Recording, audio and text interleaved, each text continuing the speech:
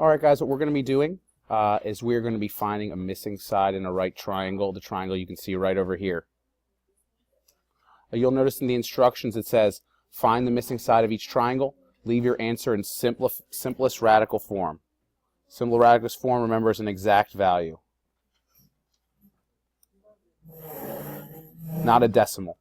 Now the decimals can be helpful for some things, but we need to make sure we follow our instructions. The first thing we look at, we notice that we are given not one, but two sides of our triangle. We are given two sides of our triangle here. This is our clue that if we're given two sides, we want to be using the Pythagorean theorem.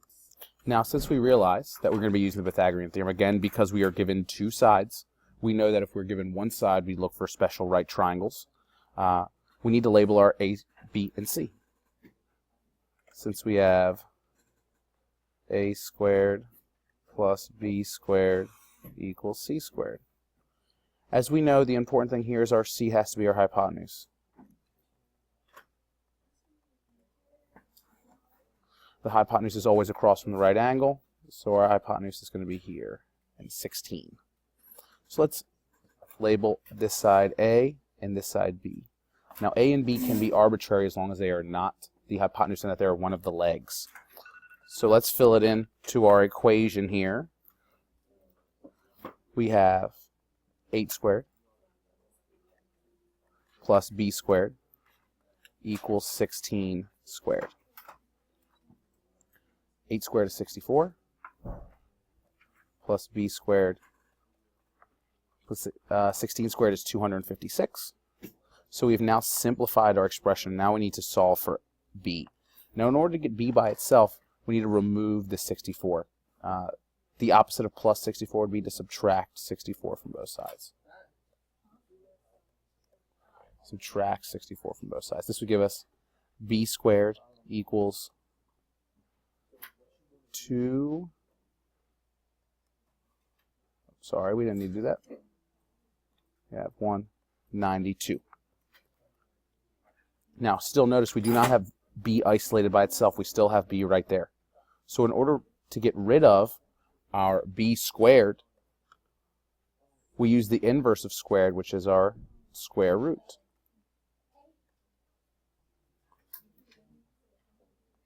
So we take the square root of both sides. The square root cancels out with the squared. So we get B equals the square root of 192. Now if I asked for a decimal, we could plug this into our calculator and it would spit out a decimal for us. But I asked this for an exact value. So this is going to give us the opportunity to practice evaluating square roots. So let's simplify the square root of 192. In order to do that, we factor.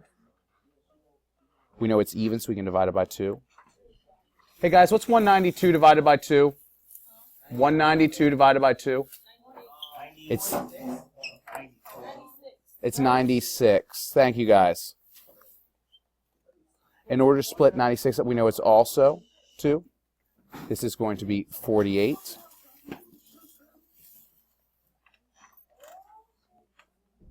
2 times 24. 2 times 12. 2 times 6. 2 times 3. Now it looks like this is a lot for us to evaluate, but since we have all of our prime factors, we can set up and evaluate our square root now. Alright, so now that we have all of the prime factorization of 192 done, we look at all of the prime factors. Prime factors would be all the numbers that we cannot simplify anymore. That would be all of our 2's and our 3's here. Those are all of our prime numbers. So we can rewrite this square root out as the square root of 1, 2, 3, 4, 5, 6. 1, 2, 3, 4, 5, 6, and then 1, 3.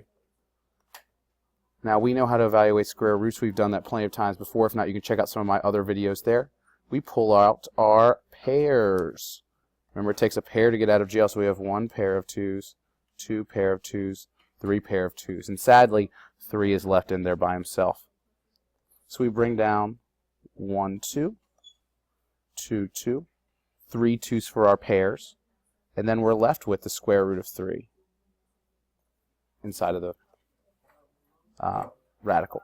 So now if we finish our simplification, it's going to be 8 square roots of 3. So we've simplified the square root of 192 as to be b equals 8 square roots of 3, which is simplest radical form. So we have found our missing side. Thank you guys. Please check out some of my other videos.